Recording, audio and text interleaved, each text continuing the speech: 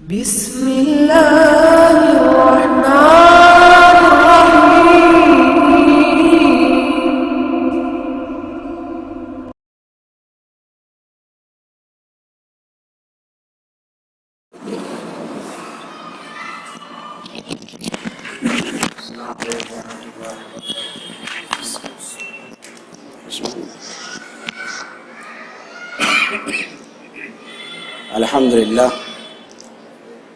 الحمد لله الذي خلق الإنسان وعلمه البيان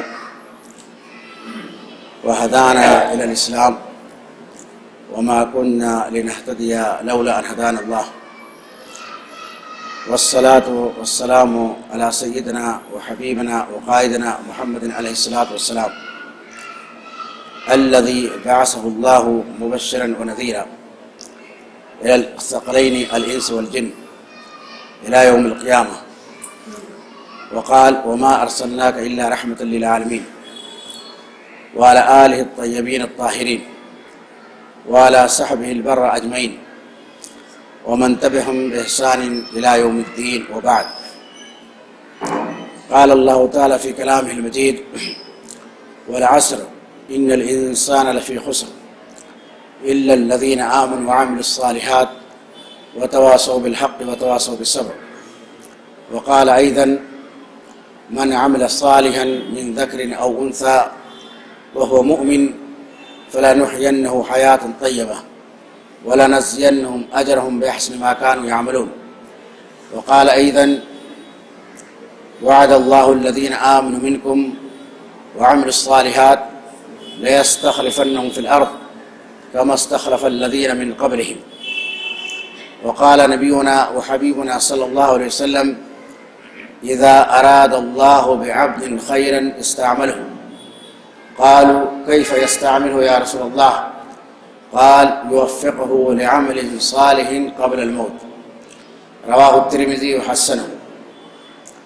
برادران اسلام، سامعین اکرام،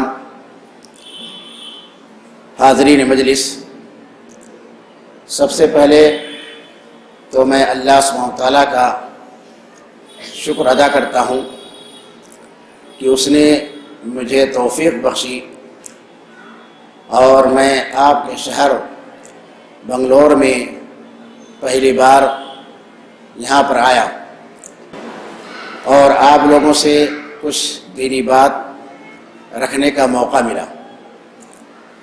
اسی طرح سے میں مسجد کے منتظمین اور اس کے متولیان کا بھی شکریہ ادا کرتا ہوں، اور آپ سامعین کا بھی، آپ حاضرین کا بھی اپنے دل کی گہرائی سے شکریہ ادا کرتا ہوں کہ آپ نے اپنی مصروفیات میں سے کچھ وقت نکالا اور دین کی باتیں، اللہ اس کے رسول کی باتیں سننے کے لیے یہاں پر تشریف لائے. اللہ سبحانہ تعالیٰ ہم سب کو خیر کا کام کرنے کی توفیق عطا فرمائے اور ہم سب کے نیک اعمال کو قبول فرمائے اور ہم سب کو بعمل مسلمان، حقیقی مسلمان اور سچا و پکا مسلمان بنائے. اسلامی بھائی اور بہنوں، آج کا میرا موضوع ہے اسلام میں نیک عمل کی اہمیت و فضیلت. اسلام میں نیک عمل کی اہمیت و فضیلت. حضرات گرامی، اللہ سبحانہ تعالیٰ نے اس دنیا کی تمام مخلوقات پر بہت زیادہ انعامات و اکرامات کی ہیں. دنیا کی کوئی بھی ایسی مخلوق نہیں ہے جس کو اللہ کے فضل و کرم نے، جس کے اوپر اللہ کا فضل و کرم نہ ہو. چھوٹی مخلوق ہو یا بڑی مخلوق ہو، جانور ہو، انسان ہو، مسلمان ہو یا غیر مسلم ہو، اللہ کا فضل و کرم یہاں پر سب کے لیے عام ہے. اللہ سب کو روزی دیتا ہے، پانی دیتا ہے، اور ہوا کا مالک وہی ہے جو سب کے لیے عام ہے. تو اس کے اندر کوئی فرق نہیں ہے. انسان، چرند، پرند، حیوانات، مسلمان، غیر مسلم، سب اس کے اندر شامل ہیں. لیکن کچھ اللہ سبحانہ تعالیٰ کے فضائل ایسے ہیں، کچھ انعامات ایسے ہیں جو مسلمانوں کے ساتھ خاص ہیں، اور وہ بہت زیادہ ہیں. اگر ہم ان کو شمار کرنا چاہیں تو اس کو شمار بھی نہیں کر سکتے. وَإِن تَعُدُّوا نِعْمَةَ اللَّهِ لَا تُحْصُوهَا. اگر تم اللہ کی نعمت کو شمار کرنا چاہو تو اس کو شمار نہیں کر سکتے. لیکن کچھ انعامات کو میں آپ کے سامنے بیان کرتا ہوں جو بڑے بڑے انعامات ہیں. مثلاً ہم مسلمانوں پر اللہ سبحانہ وتعالیٰ کا ایک بڑا انعام یہ ہے کہ اس نے ہم کو دنیا کی سب سے بڑی نعمت سے نوازا ہے. دنیا کی سب سے بڑی نعمت کیا ہے؟ کون بتلائے گا؟ ایمان. جی، یعنی دنیا کی سب سے بڑی نعمت انعام ہے. دنیا کی سب سے اچھی دولت اسلام ہے. یہ اتنی بڑی نعمت ہے کہ اگر ہم اللہ سبحانہ تعالیٰ کا شکریہ ادا کریں زندگی بھر اور کسی مسجد میں بیٹھ جائیں اور سجدہ ریز ہو جائیں اور پھر سجدے سے سر نہ اٹھائیں، اور یہ ممکن نہیں ہے، ممکن نہیں کہ کوئی آدمی زندگی بھر سجدہ میں پڑا رہے، تب بھی ہم اللہ سبحانہ تعالیٰ کا شکریہ نہیں ادا کر سکتے. اتنی بڑی نعمت. یہ اتنی بڑی نعمت ہے کہ اگر کسی سچے اور پکے مسلمان کو صرف انڈیا کی بادشاہت نہیں یا بر صغیر کی حکومت نہیں بلکہ دنیا کے ساتوں بر اعظموں کی بادشاہت پیش کی جائے تو ایک حقیقی مسلمان بادشاہت کو اپنے پاؤں سے ٹھوکر مار سکتا ہے، اس کو ٹھکرا سکتا ہے، لیکن اپنے ایمان سے کبھی بھی دستبردار نہیں ہو سکتا ہے. یہ اللہ تعالیٰ کی اتنی بڑی نعمت ہے. لیکن ہم مسلمان، آج کل کے زمانہ کے مسلمان، یہ بہت ہی افسوسناک بات ہے اور بہت ہی تکلیف کی بات ہے کہ ہم مسلمان آج کل نام کے مسلمان ہیں، حقیقی مسلمان نہیں ہیں. اور جتنی ناقدری اور جتنی بے عزتی ہم مسلمان اسلام کی کرتے ہیں اتنا کوئی دوسرا نہیں کرتا ہے، اتنا کوئی دوسرا نہیں کرتا ہے. ہم خود مسلمان جو ہیں اسلام کی رسوائی کا باعث ہیں، اسلام کی رسوائی کا ہم مسلمان خود ہی باعث ہیں. اور اسی طرح سے آپ سوچئے کہ اللہ سبحانہ تعالیٰ نے جو ہمیں بڑی نعمت دی ہے ان میں سے کیا ہے؟ قرآن بھی ہے، جو دنیا کی سب سے اچھی، سب سے بہتر، سب سے افضل کتاب ہے. اس طرح کی کتاب نہ اس سے پہلے نازل ہوئی اور نہ قیامت تک نازل ہوگی. اور یہ کیا ہے؟ یہ نبی کریم صلی اللہ علیہ وسلم کو دیا گیا سب سے بڑا معجزہ ہے. یہ ابدی اور ہمیشہ ہمیشہ رہنے والا معجزہ ہے جو قیامت تک باقی رہے گا. اللہ سبحانہ تعالیٰ نے آج سے 1400 سال پہلے پوری دنیا انسانیت کو اس کے ذریعہ سے چیلنج کیا، اور صرف انسانوں کو نہیں بلکہ جنوں کو بھی اس کے ذریعہ، جنات کو بھی اس کے ذریعہ چیلنج کیا. لیکن 1400 سال گزرنے کے باوجود دنیا کا کوئی بھی شخص اس کے چیلنج کو قبول نہیں کر سکا اور نہ آج تک اس کی طرح سے ایک آیت لکھ سکا. یہ اس بات کی دلیل ہے کہ قرآن ایک سچی کتاب ہے، اللہ سبحانہ تعالیٰ کی طرف سے نازل کی گئی ہے، اور یہ ہم مسلمانوں کے لیے سب سے بڑی نعمت ہے، سب سے بڑی نعمت ہے. اور ہمارا دین اسلام ایک سچا دین ہے، جو سے سچائی کی سب سے بڑی دلیل ہے. اسی طرح سے اللہ سبحانہ تعالیٰ نے ہم کو دنیا کا سب سے افضل رسول عطا کیا. آپ سے افضل رسول نہ اس سے پہلے دنیا میں کوئی آیا اور نہ قیامت تک کوئی آئے گا، کیونکہ اب تو رسالت اور نبوت کا سلسلہ بھی بند ہو چکا ہے. تو آپ سب سے افضل رسول ہیں، اور ہمیں اللہ سبحانہ تعالیٰ نے آپ کا امتی بنایا. یہ ہمارے لیے کیا ہے؟ بہت ہی شرف اور بہت ہی عزت کی بات ہے. اسی طرح اللہ سبحانہ تعالیٰ نے ہم کو دنیا کا سب سے افضل، دنیا کا سب سے اچھا، دنیا کا سب سے بہتر کانسٹیٹیوشن ادا کیا، جو کہ ہماری شریعت ہے، جو ہمارے دستور ہے. دنیا کے اندر اس سے افضل اور بہتر کہیں کا کوئی بھی کانسٹیٹیوشن یا آئین یا دستور نہیں ہے. آپ امریکہ کا لے لیں، یورپ کا لے لیں، انگلینڈ کا لے لیں، یا سوشلزم کا لے لیں، یا کمیونزم کا لے لیں، یا کیپٹلزم کا لے لیں، یا کسی بھی فکر کا لے لیں. دنیا کا کوئی بھی بنایا ہوا دستور اسلامی دستور کا، اسلامی آئین کا مقابلہ نہیں کر سکتا ہے.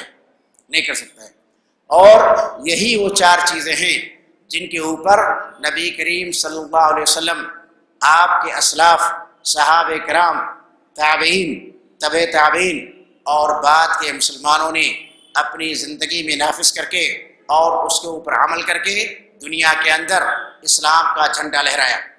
اور اللہ سبحانہ تعالیٰ نے ان کو دنیا میں غلبہ عطا کیا. وہ اپنے زمانے کے غالب تھے، وہ ہماری طرح سے مغلوب نہیں تھے. وہ حاکم تھے، وہ ہماری طرح سے محکوم نہیں تھے. وہ باروب تھے، ان کا زمانے کے اوپر روب و دبدبہ تھا، وہ ہماری طرح سے ذلیل اور رسوا اور ہماری طرح سے خوف زدہ نہیں تھے۔ وہ جہاں بھی جاتے تھے اللہ سبحانہ و تعالیٰ ان کی مدد کرتا تھا، ان کو غلبہ عطا کرتا تھا، کیونکہ وہ حقیقی مسلمان تھے، سچے مسلمان تھے، باعمل مسلمان تھے۔ وہ ہماری طرح سے ڈھونگی مسلمان یا نام کے مسلمان نہیں تھے، کیونکہ اللہ سبحانہ و تعالیٰ کا وعدہ ہے ان تنصروا اللہ ینصرکم یا ایھا الذین آمنوا ان تنصروا اللہ ینصرکم ویثبت اقدامکم۔ اے ایمان والو، یہاں پر خطاب مسلمانوں سے کہا گیا ہے اور ان کو خطاب کیا جا رہا ہے کہ جو اللہ پر اور اس کے قرآن پر ایمان لائے۔ اے مسلمانوں، اگر تم اللہ کی مدد کرو گے تو اللہ تمہاری مدد کرے گا اور تمہارے قدموں کو جمع دے گا، اس کے اندر ثابت قدمی کرے گا۔ تو کیا اللہ سبحانہ تعالیٰ ہماری مدد کا محتاج ہے؟ ہرگز نہیں، اللہ سبحانہ تعالیٰ ہماری مدد کا محتاج نہیں ہے، وہ بے نیاز ہے۔ یہاں پر مدد کرنے سے مراد کیا ہے؟ جیسا کہ مفسرین نے کہنا ہے، یہ عمل کرنا، دین و شریعت کو نافذ کرنا، اللہ سبحانہ تعالیٰ کے بتلائے ہوئے احکام کے اوپر چلنا اور برائیوں سے دور رہنا، یہ نصر اللہ، یہ اللہ کی مدد ہے۔ یعنی آپ کیا کریں؟ آپ دین و شریعت کے مطابق عمل کریں گے تو یہ اللہ تعالیٰ کی مدد ہوئی۔ ان تنصروا اللہ ینصرکم، اگر تم اللہ کی مدد کرو گے تو اللہ تعالیٰ تمہاری مدد کرے گا۔ تو قرون اولیٰ کے مسلمانوں نے، ہمارے اسلاف نے اسلام کو نافذ کیا تو اللہ سبحانہ تعالیٰ نے ان کی مدد کی، اور جب آج کل کے مسلمانوں نے اسلام کو چھوڑ دیا اور اس کو اپنے گھر سے نکال دیا، اپنے سماج سے نکال دیا، اپنی زندگی سے نکال دیا اور صرف نام کے مسلمان بن کر کے رہ گئے، تو اللہ سبحانہ تعالیٰ نے ان کو اسی دنیا کے اندر ذلیل کیا، اور آخرت میں جو سزا ہے اس کے بارے میں تو اللہ تعالیٰ ہی جانتا ہے۔ تو محترم سامعین، آخر کیا وجہ ہے کہ آج مسلمان اس دنیا کے اندر سب سے زیادہ ذلیل ہے؟ دنیا کے اندر کوئی قوم ایسی نہیں پائی جاتی ہے جو ان سے زیادہ ذلیل ہے۔ آخر اس کی وجہ کیا ہے؟ اور دنیا کا کون سا ایسا فیلڈ ہے جس کے اندر مسلمان دنیا میں سب سے زیادہ آگے؟ بلکہ ہر فیلڈ کے اندر، تعلیمی فیلڈ ہو یا اکنامکس کا ہو یا ٹریڈ کا ہو یا بزنس کا ہو یا مینوفیکچرنگ کا ہو یا اسی طرح سے جو ہے سائنس اور ٹیکنالوجی میں، تو دنیا کے سب سے فیصدی قوم، دنیا کے سب سے زیادہ زیرو قوم کون ہے؟ مسلمان۔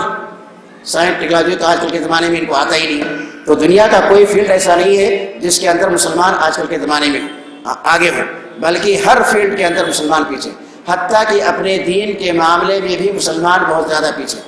اگر دینی اعتبار سے مسلمانوں کا انالیسس کیا جائے، ان کا تجزیہ اور تحلیل کیا جائے، تو پتہ چلتا ہے کہ مسلمان دین سے بہت زیادہ دور چلے گئے، اور وہ صرف نام کے مسلمان ہیں، دین ان کے اندر پایا ہی نہیں جاتا۔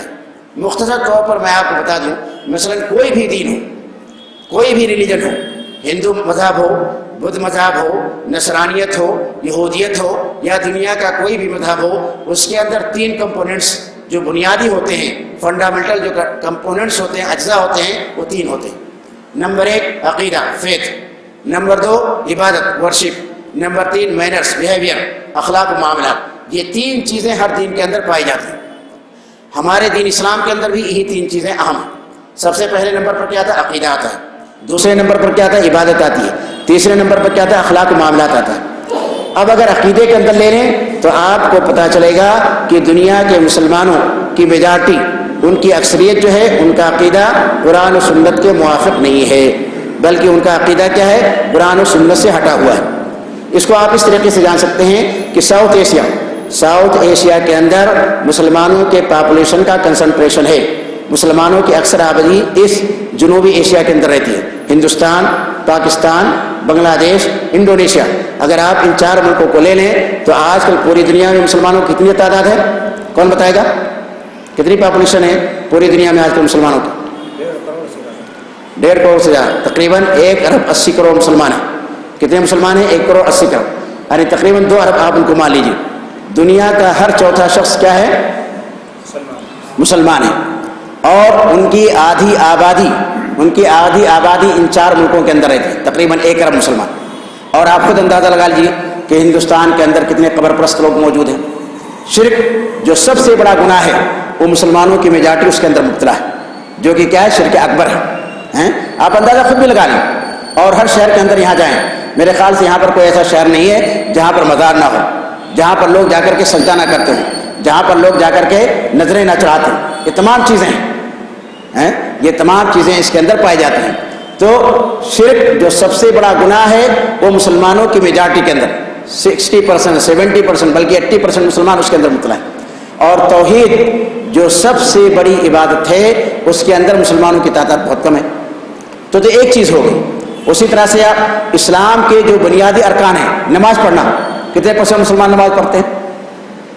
جو اسلام کا دوسرا رکن ہے، اور جس کے بارے میں بہت سارے علماء کرام کا کہنا ہے اگر کوئی شخص جان بوجھ کے نماز نہیں پڑھتا ہے، نماز کو ادا نہیں کرتا ہے تو کافر ہے. بہت سارے علماء کا فتویٰ ہے. کتنے % مسلمان نماز پڑھتے ہیں؟ انڈیا کے اندر ایک اسٹیٹکس سے پتہ چلتا ہے کہ صرف 2% مسلمان نماز پڑھتے ہیں. اور روزہ کتنے مسلمان چھوڑ دیتے ہیں. اسی طرح کی بہت ساری برائیاں ہیں، یعنی عبادات ہم نہیں کرتے ہیں. پھر عبادات کے علاوہ جو برائیاں ہیں، کون سی ایسی برائی ہے جو آج کل کے مسلمانوں کے اندر نہیں پائی جاتی؟ ہر برائی مسلمان سماج اور معاشرہ کے اندر کوٹ کوٹ کے بھری ہوئی. جھوٹ بولنا ایک کامن چیز ہے، اور بہت کم مسلمان ہیں جو کہ جھوٹ سے بچتے ہیں، جبکہ جھوٹ بولنا کیا ہے؟ گناہ کبیرہ ہے. غیبت کرنا، چغلی کامن چیز ہے، گناہ کبیرہ ہے. گھوس خوری، زنا کاری، شراب پینا، اور اپنی ڈیوٹی کو اچھی طرح سے ادا نہ کرنا، بیٹیوں کو وراثت کے اندر ان کا حصہ نہ دینا، کسی کا مال ہڑپ کر جانا، اور بہت ساری برائیاں، کسی کو ستانا، دھوکہ دینا، غداری کرنا، وعدہ خلافی کرنا، یہ تمام چیزیں. یعنی کون سی ایسی برائی ہے جو آج کل کے سماج و معاشرہ کے اندر نہیں پائی جاتی؟ ہم مسلمانوں کے اندر کوئی بتا نہیں سکتا. تو ایک تو بے عمل ہیں، اور دوسرے کیا ہیں؟ بد عمل بھی ہیں. بد عمل بھی ہیں، یعنی جن چیزوں سے اللہ اس کے رسول نے روکا تھا ان چیزوں سے رکتے بھی نہیں ہیں. دھڑلے کے ساتھ دعویٰ تو کریں گے کہ ہم مسلمان ہیں، ہم نبی کریم صلی اللہ علیہ وسلم کی امتی ہیں، لیکن یہ دعویٰ کیا ہے؟ صرف زبانی دعویٰ. عمل اس کے اوپر نہیں ہے. عمل کیا ہے؟ عمل اس کے اوپر نہیں ہے. تو اگر آپ لا الہ الا اللہ محمد رسول اللہ یا جو اسلام کے ارکان ہیں اسی کو لے لیں تو اسی کے اندر مسلمان کیا ہیں ان کی حالت کا پتہ چل جاتا ہے کہ ان کی دینی حالت کیسی ہے. اور اگر آپ عبادات، یعنی یہ تو عقیدے کا مسئلہ ہو گیا، عبادات کا مسئلہ ہو گیا، اخلاق و معاملات کو لے لیں تو اخلاق و معاملات کے مسئلے میں آج کل مسلمان دنیا کی قوموں میں سب سے زیادہ خراب. اسلام آیا تھا مسلمانوں کو اخلاق سکھانے کے لیے، اور مسلمانوں کا اخلاق سب سے اچھا ہوتا تھا، لیکن آج کل مسلمان اس اخلاقی پوزیشن میں ہیں کہ ان کو جو ہے دوسری قومیں اخلاق کی تربیت دیتی ہیں، ان کو جو ہے دوسری قومیں اخلاق سکھلاتی ہیں. یہ آج کل ہمارے اخلاق کے اندر کیا ہے؟ پوزیشن ہے. ایک شاعر کہتا ہے مقید کر دیا سانپوں کو یہ کہہ کر سپیروں نے انسانوں کو انسانوں سے ڈسوانے کا موسم. اور مسلمانوں کا ہر طبقہ، علماء ہو یا حکام ہو یا عام اور پبلک ہو، سب اس کے اندر کیا ہے؟ مبتلا ہے. سب کے اخلاق کے اندر کیا ہے؟ گراوٹ آ چکی ہے. سب کے اخلاق کے اندر کیا ہے؟ گراوٹ آ چکی ہے. تو اخلاقی اعتبار سے بھی مسلمان کیا ہے؟ دیوالیہ کا شکار ہو چکا ہے. تو میں نے آپ کو بتایا کہ جو 3 اہم اجزاء ہیں کسی بھی مذہب کے اندر، کسی بھی دین کے اندر، وہ کیا ہے؟ وہ اسلام کے اندر پائے جاتے ہیں. اور اگر اسلامی اعتبار سے مسلمانوں کا تجزیہ کیا جائے تو مسلمان اس کے اندر بھی کیا ہے؟ ناکام اور فیل نظر آتے ہیں، یعنی اس کے اوپر بھی کھرا نہیں اترتے ہیں اور پورا اترتے نہیں. تو یہ مسلمانوں کے آج کل کے زمانے میں حالت کی دینی حالت ہے. اگر ہم تعلیمی حالت کا ایجوکیشنل جائزہ لیں، یا اسی طرح سے اکنامکس اقتصاد کے اندر جائزہ لیں، یا اسی طرح سے مینوفیکچرنگ کے اندر، یا میڈیا کے اندر، یا پالیٹکس کے اعتبار سے، تو آپ کو پتہ چلے گا کہ اسلام دنیا کے کسی بھی فیلڈ کے اندر مکمل طور سے اسلام کو نافذ نہیں کرتا. صرف نام کے مسلمان کسی چیز کے اندر اسلام کو نافذ نہیں کرتا. اسی لیے کیا ہے؟ آج کل اس زمانے میں ذلیل و خوار ہیں، اور یہ اللہ سبحانہ تعالیٰ کی طرف سے عذاب ہے جو آج کل کے زمانہ میں مسلمانوں کے اوپر کیا ہوا؟ نازل ہو رہا ہے. اس لیے میں نے مناسب سمجھا کہ چند باتیں آپ کے سامنے اسلام میں عمل صالح کی اہمیت اور فضیلت کے بارے میں بیان کر دی جائے، تاکہ ہمارے مسلمان جو عمل کے میدان میں پیچھے ہیں وہ عمل کے میدان میں آگے بڑھیں. وہ عمل کے میدان میں کیا کریں؟ وہ عمل کے میدان میں آگے بڑھیں، کیونکہ ایک نیچرل چیز ہے، اور ہم سب یہ جانتے ہیں کہ یہی 4 چیزیں تھیں جس کے اوپر نبی کریم صلی اللہ علیہ وسلم نے اور ہمارے اسلاف نے عمل کر کے دنیا کے اندر طاقت اور قوت حاصل کی. وعد اللہ الذین آمنوا منکم وعملوا الصالحات، یہ اللہ کا وعدہ ہے. کس سے وعدہ ہے؟ اور اللہ تعالیٰ وعدہ خلافی نہیں کرتا. کس سے وعدہ ہے؟ ایمان والوں سے اور عمل صالح والوں سے. 2 شرط ہے، ایک شرط کیا؟ ایمان، اور دوسری شرط کیا؟ عمل صالح.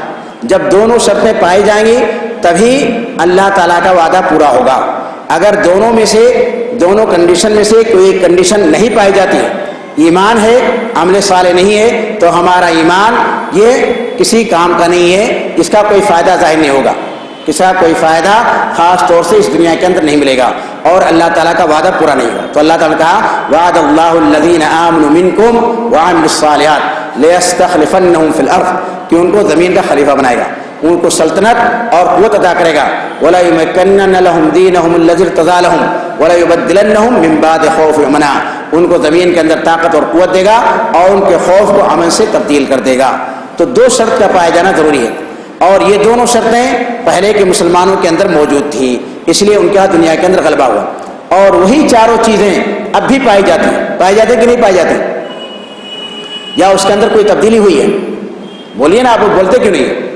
وہی چاروں چیزیں اب تک موجود ہیں، یا اس کے اندر ذرہ برابر کوئی تبدیلی ہوئی ہے؟ بالکل تبدیلی نہیں ہوئی ہے۔ قرآن بھی وہی ہے، نبی بھی وہی ہے، شریعت بھی وہی ہے، دستور بھی وہی ہے، ہمارا اسلام اور ایمان بھی وہی ہے، ذرہ برابر کوئی تبدیلی نہیں ہوئی۔ پھر تبدیلی کہاں سے پیدا ہوگی؟ اور پھر مسلمانوں کی حالت کیوں بدل گئی جب وہی چاروں چیزیں ہیں؟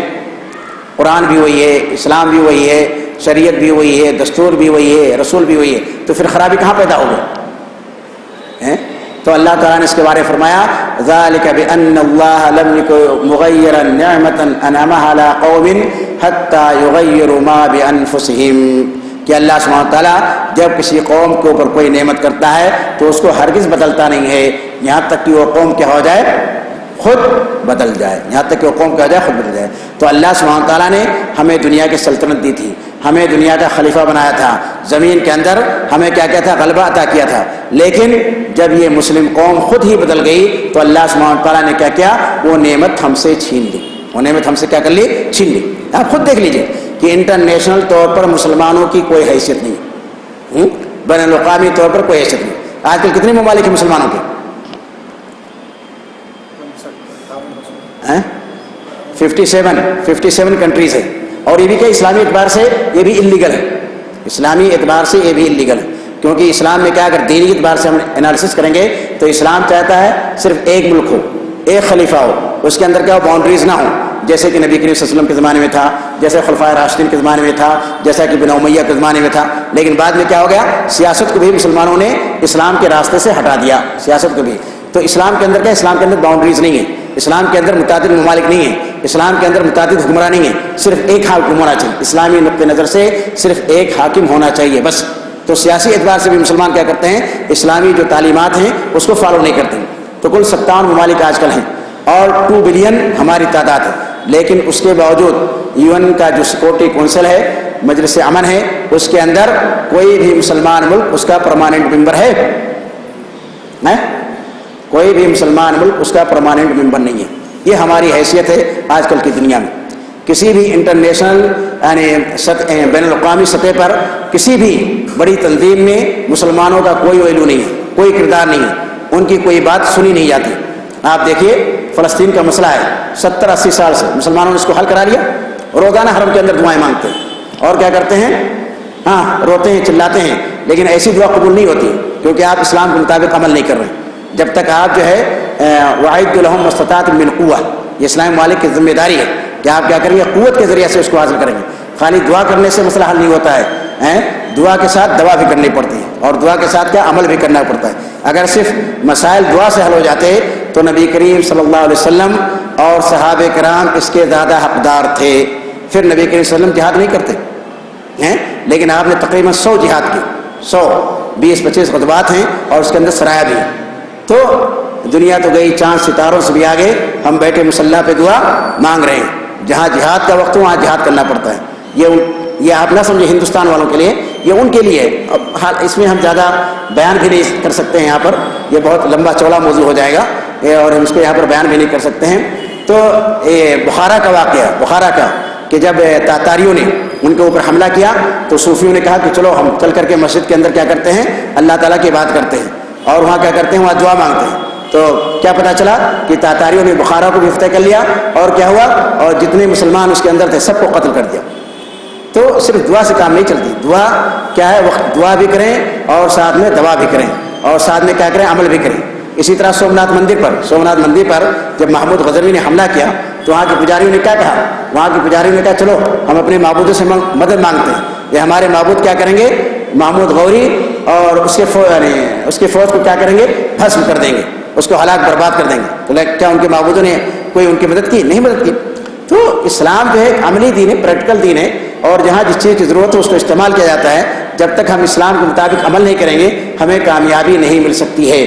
تو فلسطین کا مسئلہ مسلمان حل نہیں کرا سکے، بنگلہ دیش برما کے اندر کیا ہوا اس کو آپ سب لوگ جانتے ہوں گے، چین میں مسلمانوں کو کیا حالت ہے اس کے بارے میں آپ کو علم ہے کہ نہیں علم ہے؟ چین میں جو مسلمان ہیں ان کی کیا حالت ہے؟ کون بتلائے گا؟ کوئی بتلا سکتا ہے؟ وہی کرمناک حالات ہیں۔ کیسے حالات ہیں؟ کس صوبے کے اندر؟ اس صوبے کا کیا نام ہے؟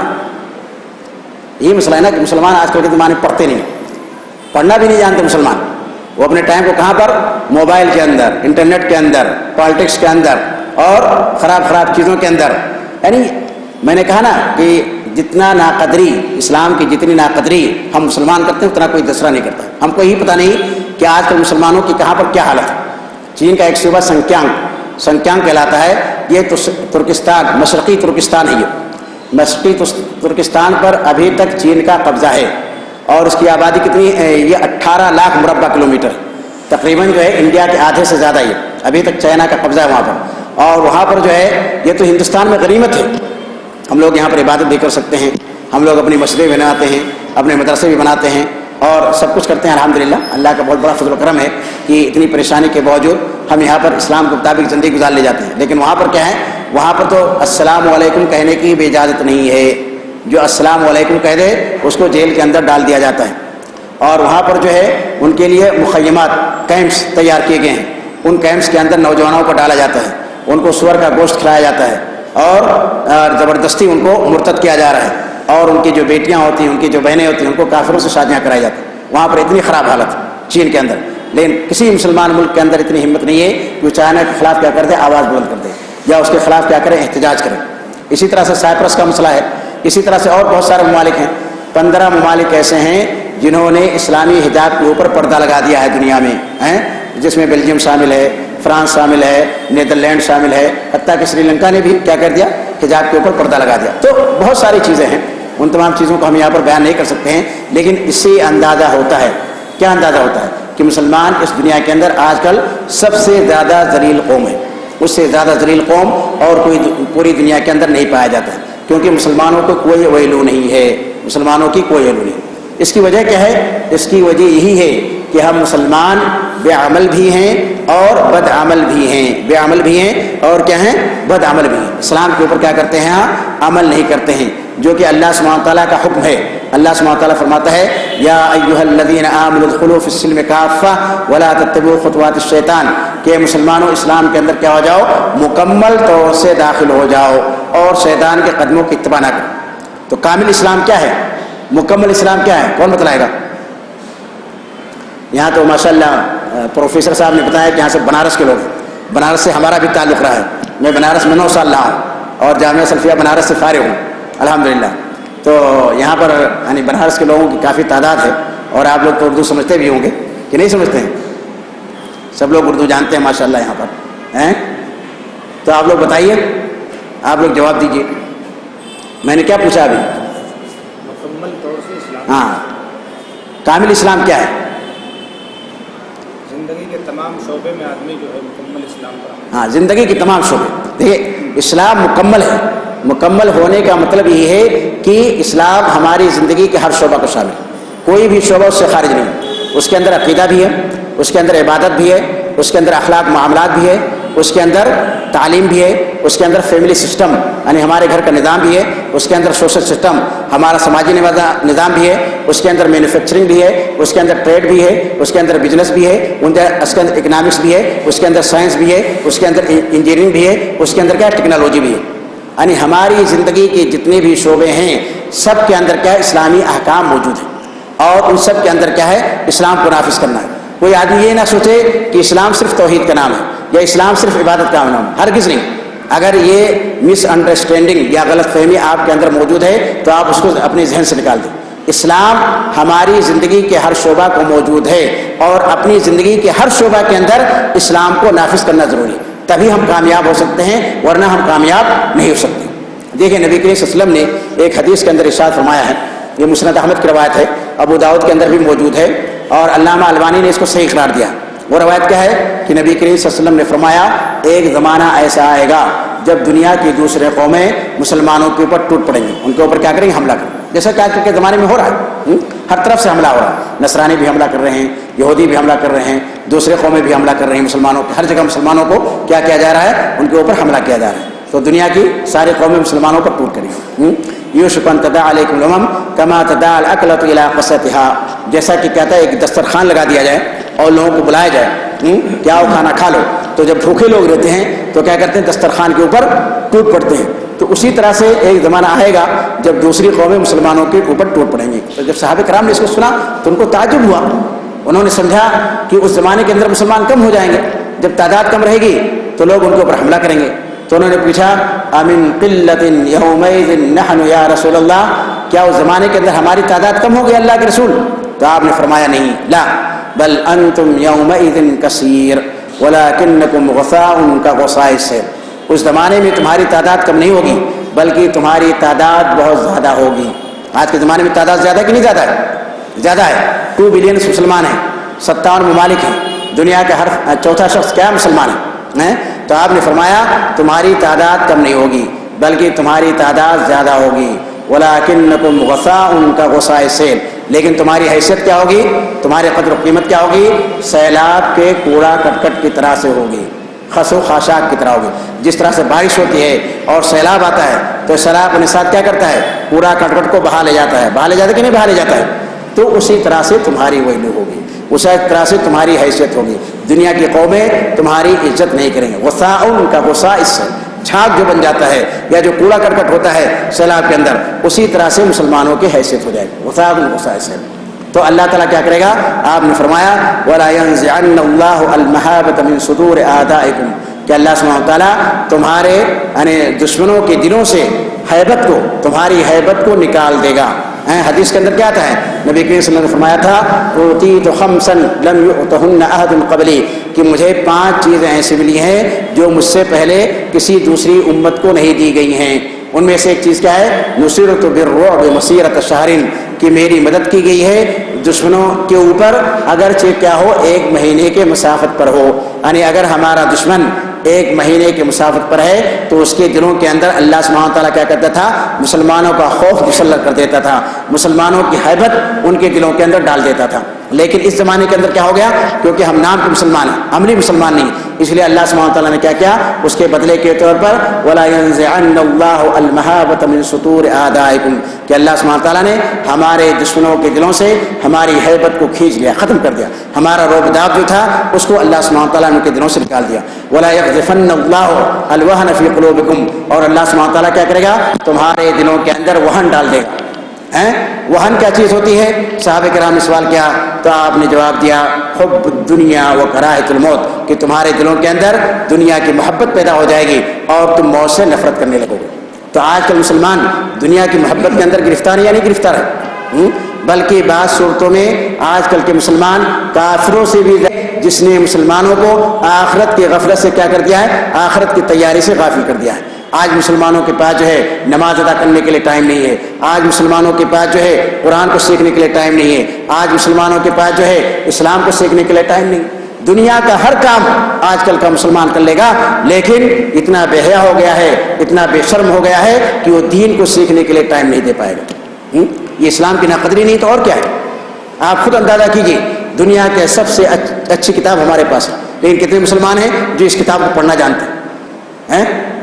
اور یہ اس امت کی بدبختی ہے، اس امت کی بدنصیبی ہے، یہ اس کی شقاوت ہے کہ اتنی افضل کتاب ہونے کے باوجود وہ اس کو پڑھنا نہ جانے۔ وہ شخص اس سے بڑا محروم شخص اور کوئی نہیں ہے جو قرآن کی تلاوت کرنا نہ جانتا، اور جو آدمی تلاوت کرنا جانتا بھی ہے اس کو سمجھ کے نہیں پڑھتا۔ تو جب سمجھ کے نہیں پڑے گا تو اس کا اثر ہمارے اوپر کیا ہو؟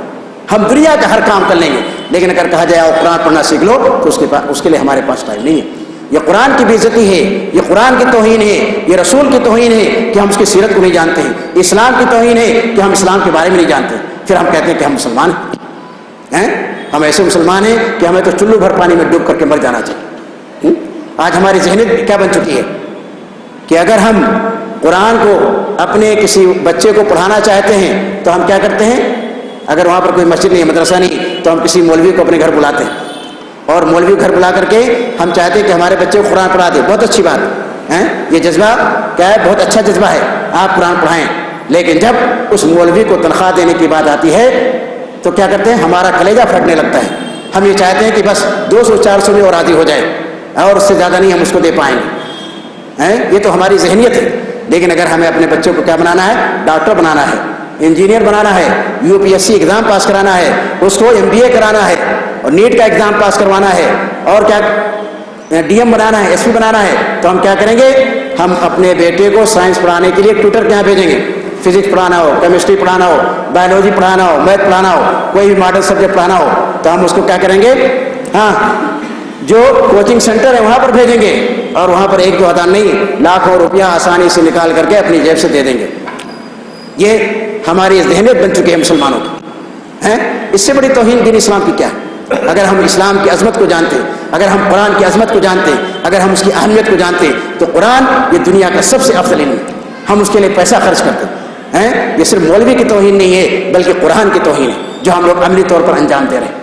قرآن یہ دنیا کا سب سے افضل علم ہے، یہ دنیا کی سب سے اچھی کتاب ہے. ہمیں تو چاہیے کہ ہم اس کے سیکھنے سکھلانے کے لیے سب سے زیادہ خرچ کریں. خیرکم من تعلم القرآن علمہ، یہ نبی کریم صلی اللہ علیہ وسلم کا فرمان ہے. آپ نے یہ نہیں کہا کہ جو ڈاکٹر بن جائے یا جو DM بن جائے یا جو SP بن جائے یا جو CM بن جائے یا جو PM بن جائے وہ دنیا کا سب سے افضل شخص ہے. آپ نے فرمایا دنیا کا سب سے افضل شخص جو قرآن کو سیکھتا ہے، جو پڑھتا پڑھاتا ہے، عالم، مفتی، فقیہ، حافظ، یہ دنیا کا سب سے افضل شخص ہے. آپ نے یہ فرمایا. یہ تو اس امت کی بدبختی ہے، یہ اس امت کی بدنصیبی ہے جو اپنے علماء کرام کی بھی عزت نہیں کرتی، اپنے فقیہان اعظام کی بھی عزت نہیں کرتی، اپنے حفاظ کرام کی بھی عزت نہیں کرتی. خیر تالی ایک ہاتھ سے نہیں بچتی ہے. علماء کرام کے اندر بھی، فقہاء کے اندر بھی کچھ خرابیاں پیدا ہو گئی.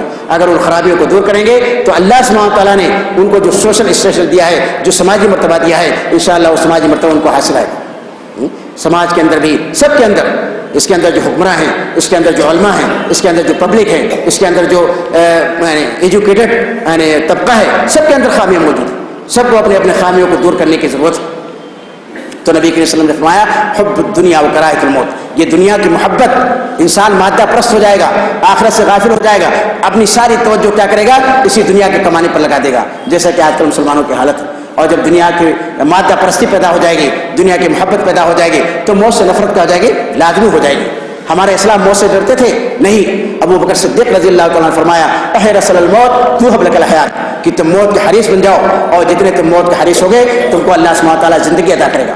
لیکن آج کا مسلمان یہ موت سے بھاگتا ہے.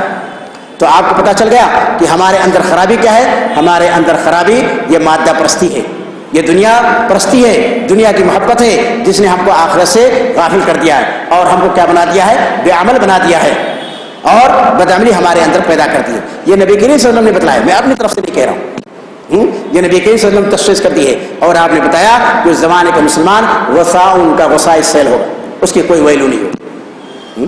تو مکمل اسلام کو نافذ کرنا کیا ضروری ہے. اسی طرح سے آپ دیکھیے یہ سورہ بقرہ کی آیت نمبر 84 اور 85 ہے. اس کے اندر اللہ سبحانہ وتعالیٰ بہت ساری آیتیں ہیں، میں ان سب کو تفاصیل کے ساتھ آپ کے ساتھ بیان نہیں کر سکتا ہوں، لیکن سورہ بقرہ کی آیت نمبر 84 اور 85 پڑھیے جو کہ یہودیوں کے بارے میں، اور یہودیوں کے ذریعے سے اللہ سبحانہ تعالیٰ نے ہم کو سمجھایا ہے. میں آیت نہیں پڑھوں گا. اس کے اندر اللہ سبحانہ تعالیٰ نے ان کو 3 چیزوں کا حکم دیا تھا جو ان آیتوں کے اندر تذکرہ کیا گیا ہے. وہ بھی اپنے زمانے کے مسلمان تھے. حضرت موسیٰ علیہ السلام کو ان کی طرف مبعوث کیا گیا تھا، ان کے اوپر کتاب توریت نازل کی گئی تھی. 3 چیزوں کا آرڈر اللہ سبحانہ تعالیٰ نے ان کو دیا تھا. ایک یہ کہ تم آپس میں قتل خوریزی نہیں کرنا، دوسرے اپنے بھائیوں کو ان کے گھروں سے نہیں نکالنا، تیسرے جب تمہارا کوئی بھائی قیدی بنا کر کے لایا جائے گا تو تم کیا کرنا؟ تم اس کو فدیہ دے کر کے چھڑا لینا. لیکن انہوں نے 2 باتوں پر عمل نہیں کیا، صرف ایک بات کے اوپر عمل کیا، یعنی آپس میں لڑتے رہے جیسا کہ آج کل مسلمان لڑتے ہیں اور اپنے بھائیوں کو ان کے گھروں سے نکالتے رہے. جب دونوں میں لڑائی ہوتی جو جیت جاتا وہ کیا کرتا؟ اس کو اس کے گھر سے نکال دیتا، اس کو شہر بدر کر دیتا، دوسری جگہ بھیج دیتا. لیکن جب ان کا کوئی بھائی قیدی بنا کر کے لایا جاتا تو اس کو فدیہ دے کر کے چھڑا لیتے تھے. یہ اللہ سبحانہ تعالیٰ نے فرمایا. اب آپ آگے سنیے. ہیں؟ آگے سنیے اور بہت ہی غور سے سنیے، اور اس کے اندر آپ کو جواب مل جائے گا کہ آج کل کے زمانے میں مسلمانوں کی جو حالت ہے وہ کیوں ہے۔ تو اللہ تعالیٰ فرماتا ہے افتؤمنون ببعض الکتاب وتکفرون ببعض، اے یہودیو کیا تم کتاب کے کچھ حصہ پر ایمان رکھتے ہو اور کتاب کے کچھ حصے کا انکار کرتے ہو؟ یعنی جو تمہاری مرضی کے اندر آیا اس کے اوپر عمل کر لیا، اور جو تمہیں پسند نہیں آیا اس کو کیا کر دیا، چھوڑ دیا۔ یہ منمانی نہیں چلنے والی ہے، ہم اللہ تعالیٰ کے غلام ہیں، یہ اللہ کی بنائی ہوئی شریعت ہے، یہ ہماری شریعت نہیں ہے۔ اور انکار کرنا کیا، عملی طور پر انکار کر، پریکٹیکلی، یہ نہیں کہ انہوں نے زبان سے کہا ہو۔ جیسے کہ آج کل آپ کسی مسلمان سے پوچھیں کہ نماز فرض ہے کہ نہیں فرض ہے، تو اقرار کرے گا کہ نماز فرض ہے، اگرچہ کیا کرتا ہو، وہ نماز کا انکار نہ کرتا ہو زبانی طور پر، لیکن عملی طور پر کیا کر رہا ہے، وہ عملی طور پر نماز کا انکار کر رہا ہے۔ تو یہودی بھی یہی کرتے تھے کہ عملاً اس کو نافذ نہیں کرتے تھے، اس لیے اللہ تعالیٰ نے فرمایا افتؤمنون ببعض الکتاب وتکفرون ببعض۔ اس کے بعد آگے سنیے، فما جزاء من يفعل ذلك منكم الا خزي في الحیات الدنیا، لہذا تم میں سے جو شخص ایسا کرتا ہے کہ شریعت کے اندر اپنی منمانی چلاتا ہے، بعض چیزوں پر عمل کرتا ہے، بعض چیزوں کو چھوڑ دیتا ہے، اس کو کیا سزا ہونی چاہیے؟ اس کی سزا یہ ہے کہ اسی دنیا کے اندر اس کو ذلیل کر دیا جائے، اس کو رسوا کر دیا جائے۔ تو یہودیوں کے اوپر اللہ تعالیٰ نے کئی بار عذاب بھیجا، کبھی بخت نصر نے ان کو تباہ کیا، کبھی رومن امپائر نے ان کو تباہ برباد کر دیا اور یروشلم کی اینٹ سے اینٹ بچا دی، اور ان کا جو علم مقدس تھا اس کو بھی اٹھا کر کے لے گئے، اور اللہ سبحانہ تعالیٰ نے ان کے اوپر ذلت کو کیا کر دیا، مقدر کر دیا اس دنیا کے اندر، الا بحبل من اللہ ومن الرسول۔ اسی طرح سے اور پھر مسئلہ ہی نہیں ہے، مسئلہ آسان ہوتا اگر اسی دنیا کے اندر عذاب اللہ تعالیٰ کی نازل ہو جائے اور انسان کو چھٹکارا مل جائے۔ اللہ تعالیٰ نے فرمایا وَيَوْمَ الْقِيَامَةِ يُرَدُّونَ إِلَىٰ أَشَدِّ الْعَذَابِ، یہاں پر اللہ سبحانہ تعالیٰ نے اشد کا لفظ استعمال کیا ہے کہ قیامت کے دن بھی اللہ سبحانہ تعالیٰ ان کو سخت ترین عذاب دے گا، سخت ترین عذاب، یعنی دنیا کے اندر جو سزا ہے بھی، اور آخرت کے اندر بھی سزا ہے۔ وَمَا اللَّهُ بِغَافِلٍ عَمَّا تَعْمَلُونَ، اور جو کچھ تم لوگ عمل کرتے ہو اللہ سبحانہ تعالیٰ اس سے غافل نہیں ہے۔ تو اللہ سبحانہ تعالیٰ نے یہودیوں کے ذریعے سے مسلمانوں کو پیغام دیا ہے کہ اے مسلمانوں، اگر تمہارے اندر یہودیوں کی صفت پیدا ہوگی، غیر مسلموں کی صفت پیدا ہوگی، نصرانیوں کی صفت پیدا ہوگی، تو تمہاری بھی وہی حالت ہوگی جو یہودیوں کی حالت ہوئی تھی، اور آج وہی صفت مسلمانوں کے اندر پائی جاتی ہے۔ مسلمان بھی کیا کرتے ہیں، بعض چیزوں کے اوپر عمل کرتے ہیں اور بعض چیزوں کے اوپر عمل نہیں کرتے ہیں، وہی چیز ہے۔ لہذا جو عذاب یہودیوں کے اوپر نازل ہوا وہی عذاب ہم مسلمانوں کے اوپر نازل ہو رہا ہے، ہم اس کو اپنی آنکھوں سے دیکھ رہے ہیں۔ اور انکار کرنا، اگر آپ عملی طور پر کسی چیز کو نافذ نہیں کرتے ہیں تو بھی انکار کرنا ہے، اگرچہ ہم اپنی زبان سے کیا کریں، اس کا انکار نہ کریں۔ جیسا کہ حدیث کے اندر آیا ہے، حضرت ابو ہریرہ کی روایت ہے کہ نبی کریم صلی اللہ علیہ وسلم نے فرمایا کل امتی یدخلون الجنہ الا من ابا، کہ میری امت کا ہر فرد جنت کے اندر داخل ہوگا مگر جس نے انکار کیا۔ صحابہ کرام کو تعجب ہوا، اے اللہ کے رسول، جب کوئی آپ کے اوپر ایمان لے آیا تو آپ کا کیسے انکار کرے گا؟ اگر کسی نے آپ کا انکار کر دیا اس کا مطلب اسلام سے خارج ہو جائے گا، پھر آپ کا امتی کیسے رہ گیا؟ کل امتی، میری امت کا ہر فرد جنت کے اندر داخل ہوگا الا من ابا۔ تو صحابہ کرام نے پوچھا قیل ومن یابى یا رسول اللہ، اے اللہ کے رسول آپ کا انکار کون کرے گا؟ تو آپ نے فرمایا من اطاعنی فقد دخل الجنہ ومن عصانی فقد ابى، کہ جس نے میری اطاعت کی، اور بھی ہر چیز کے اندر، صرف توحید کے اندر نہیں، صرف عبادت کے اندر نہیں، بلکہ زندگی کے ہر گوشے کے اندر جس نے میری اطاعت کی اس نے وہ جنت کے اندر جائے گا۔ ومن عصانی فقد ابى، اور جس نے میری نافرمانی کی اس نے انکار کیا۔ تو نافرمانی کرنا، پریکٹیکلی کسی چیز کو نافذ نہ کرنا، یا اللہ کے رسول کا انکار کرنا، یا عملاً انکار کرنا ہے، پریکٹیکلی انکار کرنا ہے۔ آپ اگر جو ہے نبی کریم صلی اللہ علیہ وسلم کی بات کو نہیں مانتے ہیں، نماز نہیں پڑھتے ہیں، روزہ نہیں رکھتے ہیں، صدقہ خیرات نہیں کرتے ہیں، یا جھوٹ بولتے ہیں اور زناکاری کرتے ہیں، سود لیتے ہیں، سودی کاروبار کرتے ہیں، حرام کاروبار کرتے ہیں، تو یہ تمام چیزیں کیا ہیں؟ یہ تمام چیزیں انکار کے اندر آ جاتی ہیں، اور جب انکار کے اندر آ گیا تو اس کا مطلب یہ کہ آپ کا ٹھکانہ کیا ہے؟ جہنم ہے، نعوذ باللہ۔ اور یہ کیا ہے؟ یہ بخاری کی روایت ہے، ومن عصانی فقد ابى، رواہ البخاری، یہ بخاری کی روایت۔ تو انکار کرنا یہ صرف زبان سے انکار کرنا ضروری نہیں ہے، بلکہ عملاً اگر آپ کسی چیز کے اوپر عمل نہیں کرتے ہیں تو بھی کیا ہے؟ وہ بھی انکار کے زمرے میں آ جاتا ہے۔ تو عمل کے بارے میں بہت ساری احادیث ہیں، بہت ساری روایات ہیں، میں نے قرآن کی کئی آیتیں آپ کے سامنے پیش کی تھی، اگر میں ان سب کو بیان کروں گا تو بہت ٹائم لگے گا۔ میں نے عمل صالح کی اہمیت و فضیلت کے بارے میں 5 قسطوں کے اندر اپنی ویب سائٹ میں بہت تفصیل کے ساتھ لکھا ہے، آپ وہاں جا کر کے مطالعہ کر سکتے ہیں۔ میرا ویب سائٹ ہے www.drmannan.com، DRMANNAN.com۔ آپ موبائل استعمال کرتے ہیں، آپ گوگل کے اندر سرچ بھی کیجیے گا، وہاں پر بھی آ جائے گا ڈاکٹر عبد المنان محمد شفیق مکی، آپ کوئی بھی لکھ دیں۔ اسلام میں عمل صالح کی کیا اہمیت و فضیلت ہے، اللہ سبحانہ تعالیٰ نے ایمان کو عمل صالح کے ساتھ کیوں جوڑا ہے، اس کا دلالت اور مفہوم کیا ہے، اور دنیا کی دوسری سب سے بڑی نعمت کیا ہے، اسلام یعنی عمل کرنا ہے، کیا ہے یعنی عمل کرنا ہے، اور چوتھی چیز کیا ہے، عمل صالح کے بے شمار فوائد، اثرات اور اس کے نتائج کیا ہیں۔ اسی طرح سے عمل صالح سے متعلق جو 71 آیتیں ہیں ان کو میں نے ایک ساتھ جمع کر دیا ہے۔ تو یہ 5 چیزیں 5 قسطوں کے اندر میں نے لکھا ہے، اگر میں اس کو یہاں پر بیان کروں گا تو اس کے لیے 1-2 گھنٹہ 3 گھنٹہ اور چاہیے، لیکن میں مختصر طور پر آپ کو بتا دیتا ہوں کہ عمل کی اتنی زیادہ اہمیت ہے۔ جو ایک آیت میں نے آپ کے سامنے پڑھی تھی کہ عمل صالح، ایمان عمل صالح ہے، تبھی اللہ سبحانہ تعالیٰ آپ کو اس دنیا کے اندر خلافت عطا کرے گا، آپ کو سلطنت عطا کرے گا، آپ کو زمین کے اندر قوت اور طاقت عطا کرے گا۔ قرآن مجید کی 40 سورتوں کی 71 آیتوں کے اندر کتنی صورتیں ہیں؟ 40 صورتیں ہیں۔ کتنی آیتیں ہیں؟ 71 آیتیں ہیں، جس کے اندر اللہ سبحانہ تعالیٰ نے ایمان اور عمل صالح کو ایک ساتھ ذکر کیا، اس کو آپس میں جوڑا ہے۔ اس سے ہمارے علماء کرام کا کہنا ہے کہ جس طرح سے کسی غیر مسلم کا عمل، نیک عمل بغیر ایمان کے بیکار ہے، اس کا کوئی فائدہ نہیں ہے، اسی طرح سے مسلمان کا ایمان بھی خاص طور سے اس دنیا کے اندر اس کو کوئی فائدہ دینے والا نہیں ہے جب تک کہ وہ کیا کرے گا، عمل نہیں کرے گا، عمل نہیں کرے گا۔ آپ اس کا خود مطالعہ کیجیے۔ اور اسی طرح سے ہمارے علماء کرام کا کہنا ہے کہ دنیا کی دوسری سب سے بڑی نعمت کیا ہے کہ اللہ سبحانہ تعالیٰ کسی کو عمل صالح کی توفیق عطا فرمائے۔ حدیث کے اندر آیا ہے کہ ان اللہ اذا اراد بعبد خیر استعملہ، کہ جب اللہ سبحانہ تعالیٰ کا ارادہ کسی انسان کے ساتھ خیر کا ہوتا ہے تو اللہ سبحانہ تعالیٰ اس کو استعمال کرتا ہے۔ صحابہ کرام نے آپ سے سوال کیا، وکیف یستعملہ یا رسول اللہ، اے اللہ کے رسول، کیسے اس کو استعمال کرتا ہے؟ تو آپ نے جواب دیا، یوفقہ لعمل صالح قبل الموت، کہ اللہ سبحانہ تعالیٰ اس کو موت سے پہلے تک نیک کام کی توفیق عطا کرتا ہے۔ اسی لیے ہمارے علماء کرام کا کہنا ہے کہ دنیا کی دوسری سب سے بڑی نعمت ایمان کے بعد کیا ہے کہ کسی انسان کو اللہ سبحانہ تعالیٰ کی طرف سے خیر کے کام کی توفیق ہو۔ اگر اللہ سبحانہ تعالیٰ کسی کو کار خیر کی توفیق نہیں دیتا ہے تو اس کا مطلب یہ ہے کہ وہ گناہ کے اندر مبتلا ہے، اور یہ عذاب ہے اللہ سبحانہ تعالیٰ کا جو اسی دنیا میں انسان کے اوپر نازل ہو رہا ہے، یہ عذاب ہے۔ میں تفصیل کے اندر نہیں جا سکتا ہوں، لیکن آپ اس کو جا کر کے پڑھیے، اور عمل صالح کے جو بے شمار اثرات، اس کے فوائد، اس کے نتائج اللہ سبحانہ تعالیٰ نے اس آیتوں کے اندر بیان کیے ہیں، اس کو آپ پڑھیں 28 بار، 1-2 بار نہیں۔ ان الذین آمنوا وعملوا الصالحات اولئک اصحاب الجنہ هم فیہا خالدون، اللہ سبحانہ تعالیٰ نے 28 آیتوں کے اندر جنت کے اندر داخلے کو عمل صالح کو شرط قرار دیا۔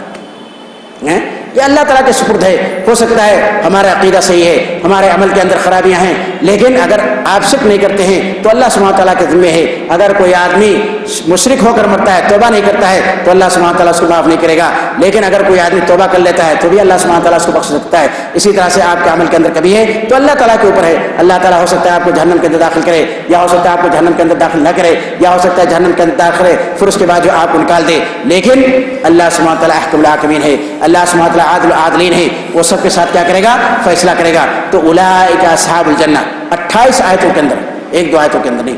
اور پھر آپ یہ بتائیے کہ ہم تو دعویٰ کرتے ہیں کہ نبی کریم صلی اللہ علیہ وسلم کی امتی ہیں، ان چیزوں کو چھوڑ دیجیے، اب ٹائم نہیں ہے۔ آپ دعویٰ کرتے ہیں نبی صلی اللہ علیہ وسلم کی امتی ہیں، نبی کریم صلی اللہ علیہ وسلم اور صحابہ کرام کا عقیدہ صحیح تھا کہ نہیں صحیح تھا؟ اور آپ عمل کرتے تھے نہیں عمل کرتے تھے؟ آپ سے زیادہ عمل کرنے والا کوئی اس دنیا کے اندر پیدا ہی نہیں، صحابہ کرام سے بہتر قوم اس دنیا کے اندر کوئی پیدا ہی نہیں، نہ قیامت تک پیدا ہوگی۔ تو جب وہ لوگ عمل کرتے تھے تو ہمیں عمل کرنے کی ضرورت ہے یا نہیں ضرورت ہے؟ یا ہم بغیر عمل کیے ہوئی دنیا کو فتح کر لیں گے؟ دعوت تو کرتے نہیں اس نے کی امتی ہے۔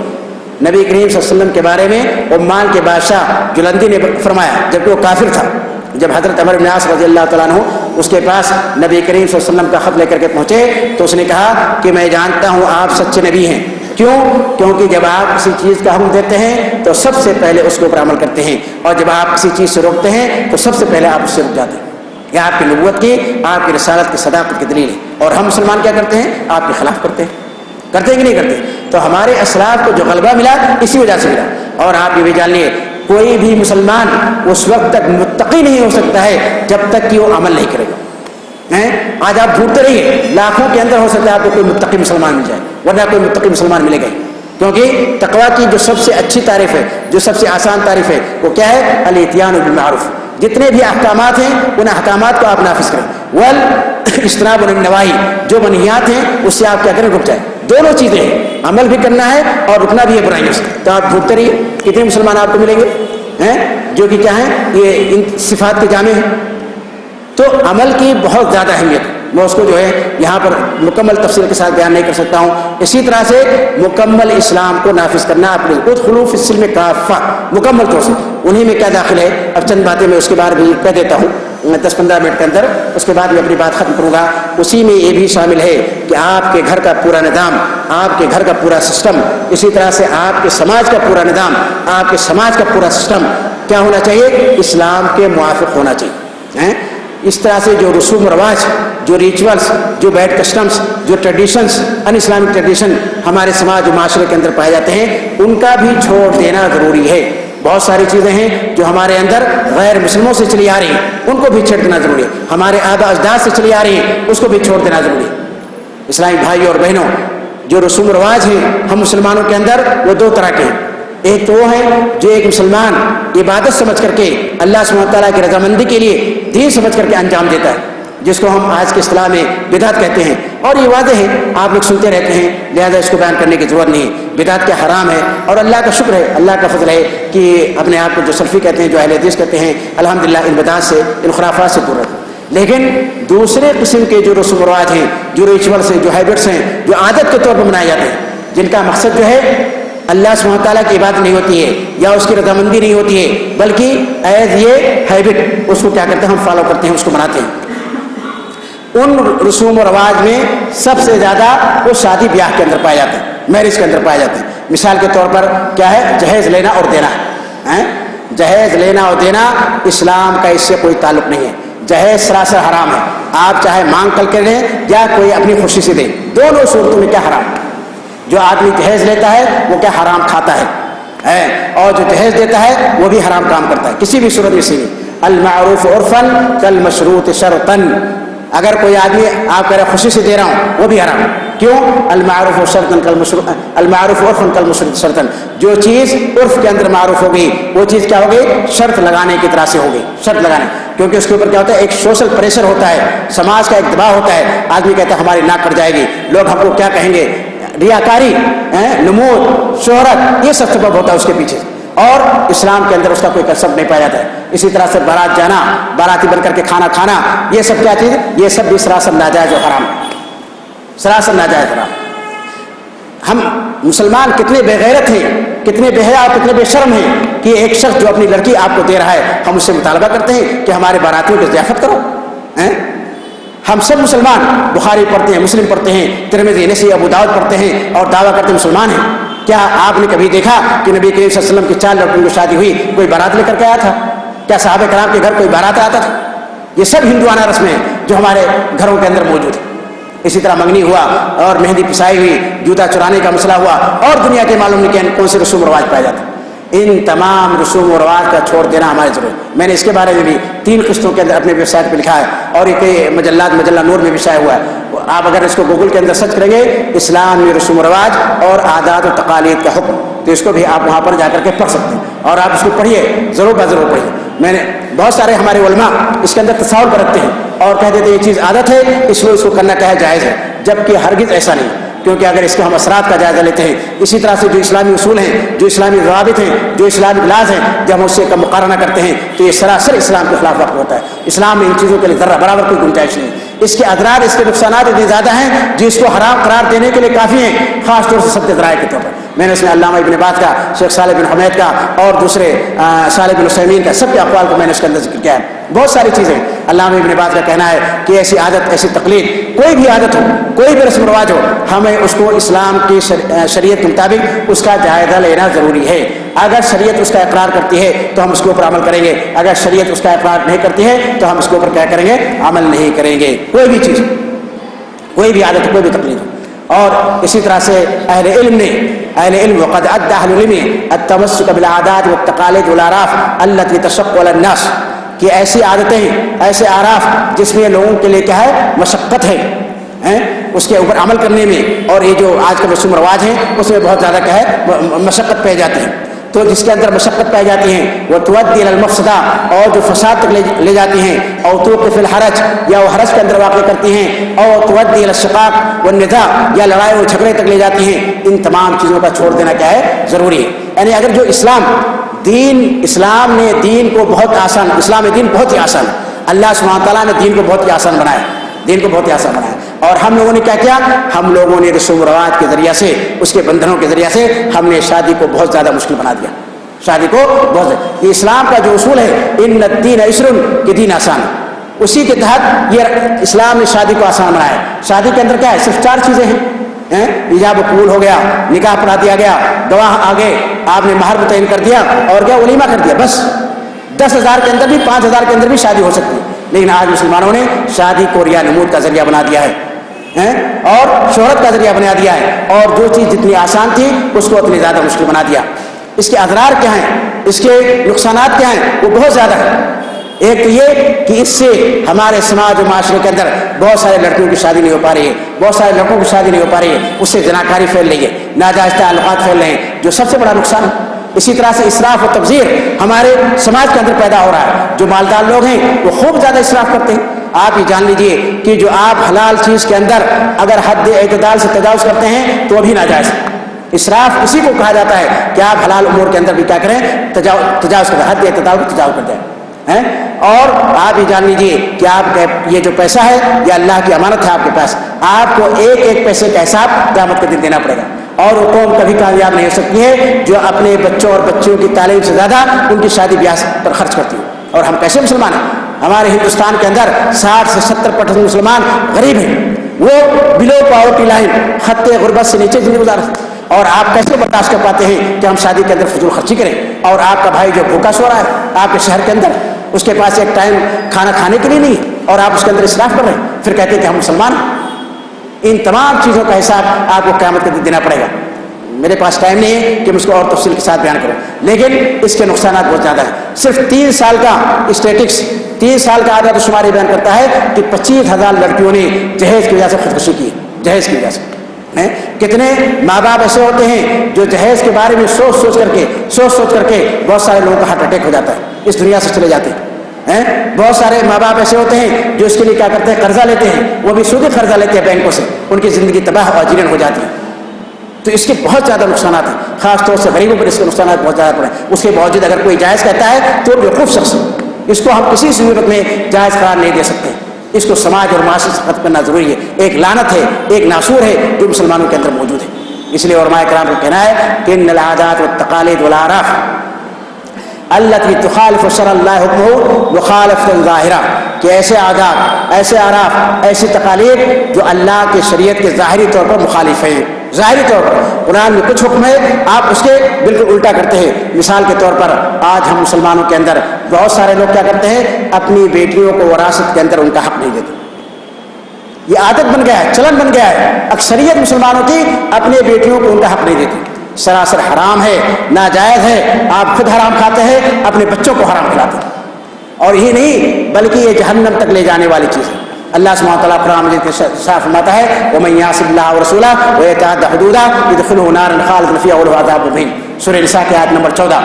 اللہ سبحانہ تعالیٰ نے وراثت کا پورا سسٹم بیان کر دیا ہے، کس کو کیا ملے گا اس کو بتلا دیا ہے. اب آپ ذرہ برابر اختیار نہیں رکھتے ہیں کہ اس کے اندر کسی طرح کی کوئی تبدیلی کریں.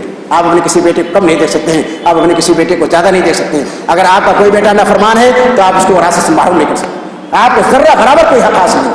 جو اللہ تعالیٰ نے فرما دیا وہی آپ کو کرنا ہے. اگر آپ نے اپنی بیٹی کو حق نہیں دیا تو آپ اللہ اس کے رسول کی نافرمانی کرتے ہیں یا فرما برداری کرتے ہیں؟ کیا کرتے ہیں آپ؟